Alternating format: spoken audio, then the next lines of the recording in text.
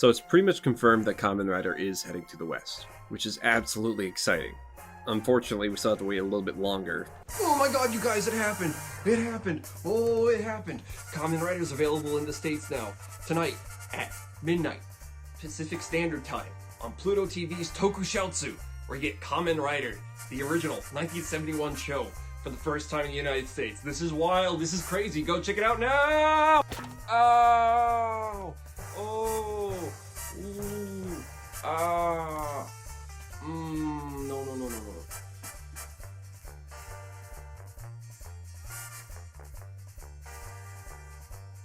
Cool to know that we are finally getting subtitled releases of Kamen Rider in the States, legally.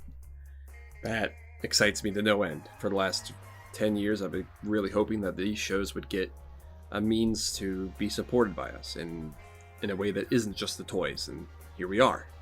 It's fantastic. That makes me so happy, but that made me stop for a second and made me think on how many times I've had people ask me, why do I care?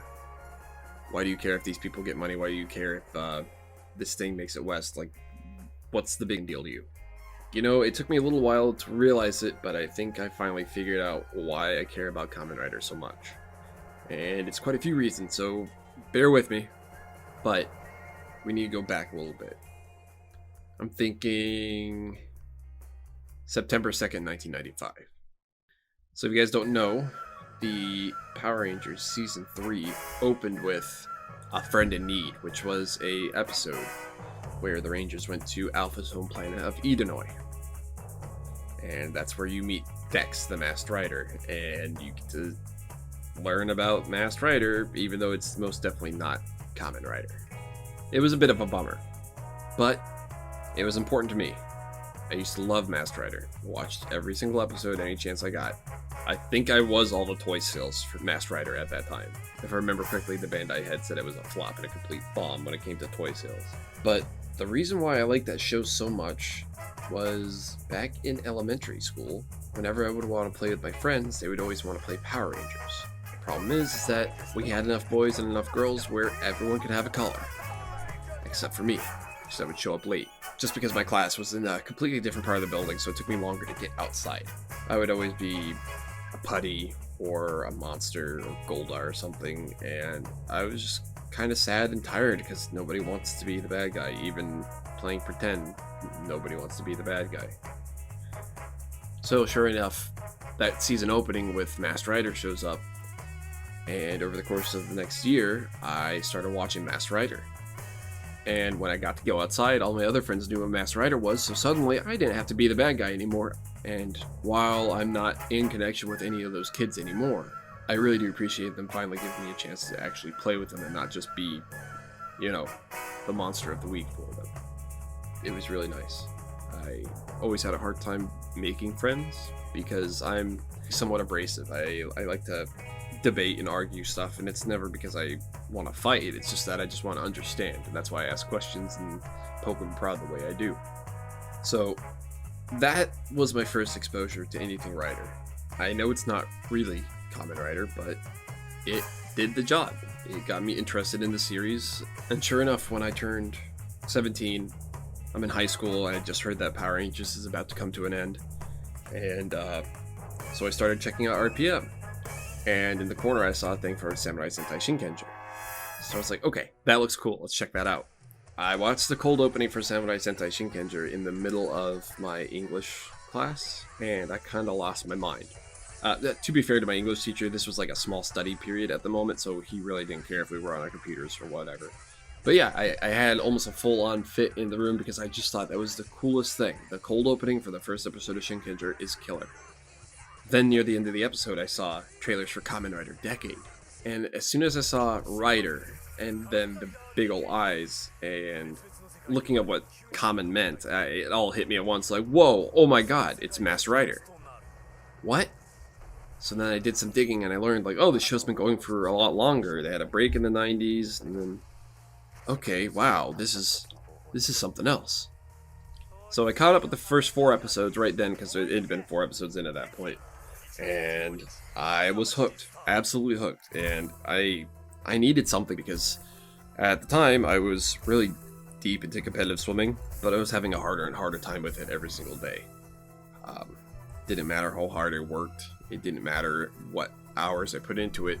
Anytime I tried to do anything astounding and feel proud of myself for, getting best times, I'd be getting chewed out because I let some other person beat me. It was a really bad point in my life until Decade came along. Thanks to Kamen Rider, I've been having this thing, God, for 11 years now, where every week I get my stupid little superhero show. I get that little bit of momentary happiness. It gets me excited for the next week. It makes me want to keep pushing so I can see the next one. And that blows my mind because I'd never realized how sad I was up until that point. It had never occurred to me that I was just going through the motions. I was just doing just to do instead of doing with purpose. And in a really strange way of saying it, and I think, trust me, I think it's stupid when I say this, but I'm just gonna say it because unfortunately it might be true. I think Kamen Rider saved me. Because the person I was then is not a person I would want to be now or ever. Hell, even the dude 5 years ago is not a guy I would want to be now. Maybe 5 years from now, I might look back at the guy I am now at the moment and be like, whoa, I don't want to be that either. But as it stands at the moment, I'm fine with me. And I think it's because of so many of these lessons I got through Kamen Rider. Another reason why Rider is so important to me is that when it comes to Japanese kids media, it doesn't seem like they want to pull their punches too much. Don't get me wrong. They're not going to have some dude sitting there cursing or saying the worst things you can say in Japanese, or you're not going to get boobies left and right or anything like that. But, you might get some visible injuries, some interpersonal relationship issues, and a lesson throughout a whole series. The thing I found so fascinating about Kamen Rider was, as I was watching it and as I started watching each season, they did something a little bit different than other superhero genres. They gave out a message, but they didn't beat you over the head with it. But at the same time, those messages were solid. Really, really darn good, and conveyed in a way that anybody could understand. Even some random foreigner that's well into his teenage years that shouldn't be watching this because this is for people 10 years younger than him. But it did its job. And it vastly upset me that Japanese kids shows could go a little bit further. They could teach some harder lessons. They could show some things that would be usually difficult to talk about in a way that makes it simple to understand for anybody. And then you look at American kids TV shows, and you look at American superheroes, and you look at the messages, and you look at how they're conveyed, and you see how many things they have to censor in order for it to even be shown to children out here. And you start to see how they get stretched and skewed, how they start getting changed in order to fit whatever they need to do for just that one comic book or that one movie. For Kamen Rider, the majority of the series, you really see how the core message of, standing for human freedoms and fighting evil with the power bestowed upon you by that same evil. It's always the same thing, but they manage to keep it fresh. Whereas with American superheroes, where they change whatever they need just to fit that one book, it gets grating and tiresome. It showed me that not everywhere in the world is going to pull their punches, and they're going to teach you what you need to know. That blew me away, that this show cared enough to teach these kind of lessons. Very easily, Kamen Rider could totally be just another one of those shows where you just have the superhero, and the superhero wins every single time. More recent years with Rider, it's been starting to get like that, but at its core, it still retains its base values of take power bestowed upon you by evil to fight that same evil, and do something if you can do something. The thing that I think is so impressive about that whole ideology, the cross of fire, the taking power from evil to fight evil, that is something that's appeared in almost every iteration of Kamen Rider, almost every single one. To me, that also feeds into this other thing that I believe personally, which is be the person that you needed.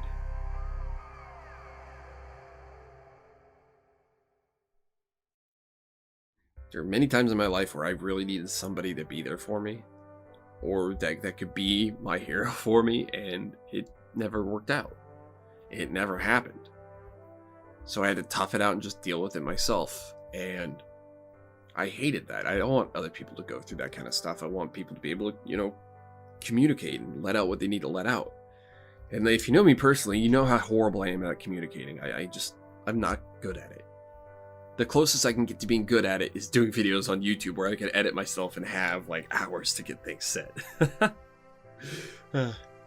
Anyways, it left such a heavy impact on me and taught me all these wonderful lessons. Like, my favorite thing about Decade was the dude doesn't fit in anywhere, but he still tries to find his place and he still keeps trucking. And, everyone says damn Decade, and technically he's a bad guy. Oh, he's a great leader, die shocker. To me, he just felt relatable. I had a really hard time finding places to be. Don't get me wrong, I had friends around that time, but I had a hard time keeping them or making new ones. It would get troublesome there. But again, I chalked it up to me being an abrasive little shit at the time. I thought it was so fascinating that how Tsukasa would be a complete douchebag to the alternate universe riders, but in his douchiness, he was teaching them a lesson. And it made me reflect on how many times other people had done that to me. And how brain dead I was that I'd never realized, oh man, maybe that person was trying to help me. So, after learning that lesson, I actually went up to somebody I knew that tried to teach me a lesson, and they flat out told me, yeah, that's exactly what I was trying to do. You're stupid. You're super stupid. Can you leave me alone? And I was like, you know what, you're totally right. And yes, I will. And I did. It hit me hard, but I learned something. And when it comes to all the other shows from Kamen Rider, especially in the last 10 years from the Heisei era, there was messages scattered throughout that thing. One of my favorites was from O's, where you can have desire. You can have as much desire as you want so long as you aren't greedy. And I love that. I thought that was a wonderful, wonderful message. I could go on for half an hour about why the messages from each show is so important to me, but I gotta get to the core of it. Why is this show so important to me? And I think it dawned on me a little while ago. Back when I was watching Saban's Master Rider, I loved it. I loved it so much. I really enjoyed it, and I thought it was a lot of fun. As I got older, and as I got to know what Kamen Rider actually was, and then got to learn about the crew, and cast, and writers, and producers, and everything like that, it slowly dawned on me that that project really wasn't good, and it didn't help anybody. It actually did more damage than help. And I've heard varying reports of what Ishinomori thought about it. The general consensus is, from all those different reports, was he really, really was upset. It wasn't anywhere near what he expected. It had no soul. It had no writer spirit. It wasn't Kamen Rider. And that's right. That's correct. That show had none of that soul. Rider teaches kids stuff. It isn't just there just to be a kid's show. It isn't just there to be just entertainment. It isn't just there to be just a commercial. It has value to it. So after hearing how it didn't do well, and then finding out that Ishimori had passed away, it was weird. It was really weird to sit there and think, I loved this show as a kid. And because of it, I found this new thing that I love even more. But at the same time, that old thing really did damage to this series. It made it difficult for there to be any other time for Kamen Rider to show up. It was just bad. And then I finished graduating high school, and around the same time, Kamen Rider Dragon Knight hit the States. And I freaked out. I have never seen anything repeat before, so I was like, you know what, I'm gonna give it a shot. And sure enough, I got through a good majority of it before the show was canceled. Because CW didn't know what they had, they didn't know what to do with it, and they put it on at 6 o'clock in the morning on Sundays. No kid's gonna be up at 6 o'clock in the morning on Sundays. This is where it starts to get a little bit more personal. But I think it feeds into why I feel the way I do. It instilled in my mind that if you have something special, you need to fight for it.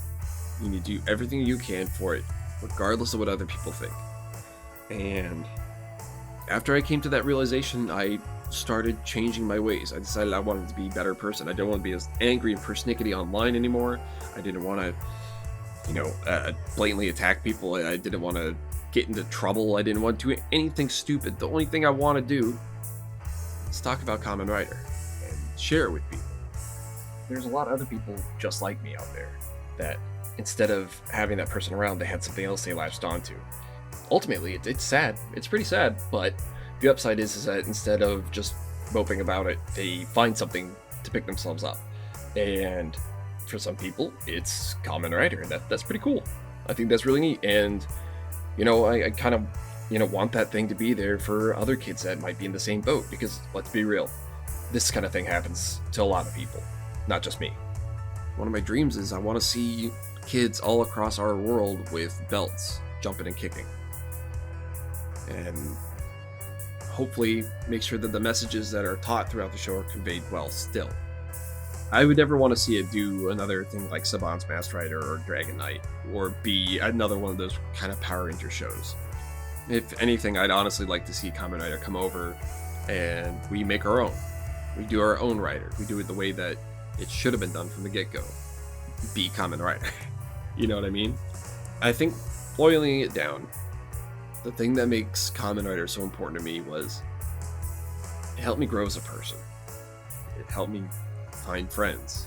I also got into cosplay and I started developing skills and getting better and better to the point where I started winning competitions. Hell, I even got a girlfriend just because I introduced somebody to it. Hey Katie, what's up, love you? It helped push me to the complete opposite side of the planet. It makes me want to be better, and it makes me want to help other people too. And I think America especially needs that right now. We all keep saying kids are the future, so why are we treating them like they're stupid? Why are we treating them like they can't handle these kind of things? Why aren't we giving them the tools they need? Why can't we give them a fun bug show that might teach them something cool and a fun toy to play with at the same time? That just sounds like a fun time to me. Why aren't we doing it? So, after over 15 minutes of rambling and finally getting down to the nitty-gritty of all of these different reasons as to why it's important to me, why is it important to me? What is the main reason? What is the number one thing that makes it the most important thing to me? And it's easy. I've known it for a long time. Kamen Rider is my favorite thing on this world. It's not a lot of things that you could possibly point at and get people to be like, oh yeah, that's my favorite thing, but genuinely, from the beginning to where we're at now, to all those little things in between, it is my favorite thing. There's so much that goes into it, and I want to know everything about it. And it's really hard for people to find that thing in their life that really makes them want to get up and get out there. I thought for me originally it was going to be swimming, and it didn't work out like that. But as I was meandering and trying to find my road, this guy on a bike pulled up and was like, "Get on, loser." And I did. And I honest to God, am so happy to say that I really think things have gotten better just because I found this one little show.